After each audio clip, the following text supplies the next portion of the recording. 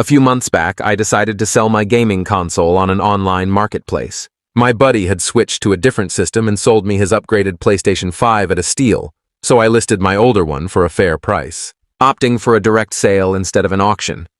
Within 2 days, someone snapped it up. I carefully packed it the next day and shipped it to the address tied to the buyer's account. 3 days after shipping, 4 days post-sale, I got a message from the buyer claiming he'd moved and forgotten to update his address. He demanded I send it to a new location. I replied that it was too late. The console was already on its way. He lost it, insisting I refund him since he wouldn't receive it. I was stunned. Did he expect me to hold off shipping until he confirmed? Most buyers want their stuff fast. I told him he should have updated his address sooner and suggested he retrieve the package from his old place or contact the current resident. It seemed reasonable to me, though I knew there was a risk of theft. I'd used a plain box to hide that it was a PlayStation, so it wasn't obvious. He didn't like my ideas, repeatedly demanding a refund and threatening to report me to the platform. I wasn't fazed. I'd followed the rules. I told him no refund, as his name was on the package, and he could sort it out. His threats didn't scare me, but they were unsettling. Over the next few days, he bombarded me with messages, each more aggressive, pushing for his money back. It felt like harassment, and I started to feel uneasy, wondering if he'd escalate further. I considered reporting him but held off, hoping he'd stop. Instead, I ignored him. About a week later, curious about who this guy was, I noticed his username looked like a real name. First name, underscore, last name, plus some numbers. The last name was uncommon, so I searched it on a social media site. One profile popped up, a young guy with a public page, posting frequently. I scrolled briefly and froze. There was a photo of a PlayStation 5 posted 3 days after I shipped mine, the same day he claimed he wouldn't get it. The caption read, "Just scored this beast in the mail, DM me to game." It was my console. This guy was trying to scam me, thinking he could keep the system and get a refund. It was a bold but sloppy move. I screenshot the post and sent it to him on the marketplace, calling him out. He denied it, then claimed it was his friend's console, before finally hurling an insult and going silent. I never heard from him again, but the creepiness didn't end. A week later, an unmarked envelope arrived at my door with a single sheet inside. Nice try. My heart raced. I hadn't shared my address with him. Only the platform had it.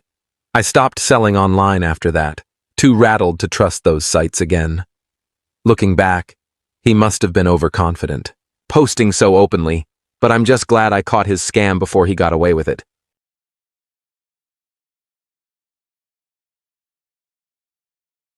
This happened in 2015 when I was younger and single, dipping my toes into an online dating platform for the first time. I don't even remember which app it was, but I matched with a guy named Ryan almost instantly. His profile showed a tall, muscular guy with light brown hair, and our early chats flowed easily, covering basic get-to-know-you stuff. He seemed charming, and I got caught up in the excitement. After about a day of messaging, Ryan suggested we hang out. It felt a bit quick, but I was bored, craving something spontaneous. Looking back, I was naive, letting his smooth texts cloud my judgment. I agreed, and he invited me to his place that same evening. A twinge of doubt hit me.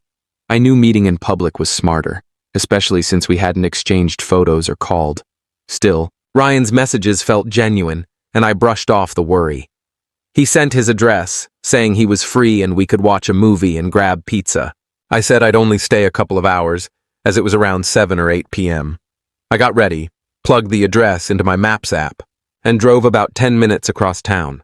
The route led to a dim, quiet street, and then my GPS told me to turn right, straight into the parking lot of a shabby 2-story motel with maybe 20 rooms, 10 per floor. My heart sank. Why was Ryan at a creepy motel when he said it was his place?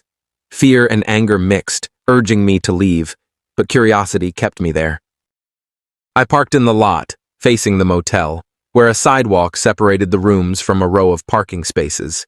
Only a few other cars were around, and most windows had curtains drawn, with just a couple glowing faintly. Staying in my car, I messaged Ryan. "You didn't say this was a motel." He replied quickly, apologizing. saying he didn't want to freak me out. He claimed he was only there for a few days, waiting for his new apartment lease to start, with his stuff in a nearby storage unit. His excuses were convoluted, but his charm had worked on me so far, and I half believed him, though the motel's eerie vibe screamed danger. I told him it felt sketchy, and he admitted it wasn't ideal, but begged me to come to his room, giving me the number. It was on the ground floor, a lit window to my left.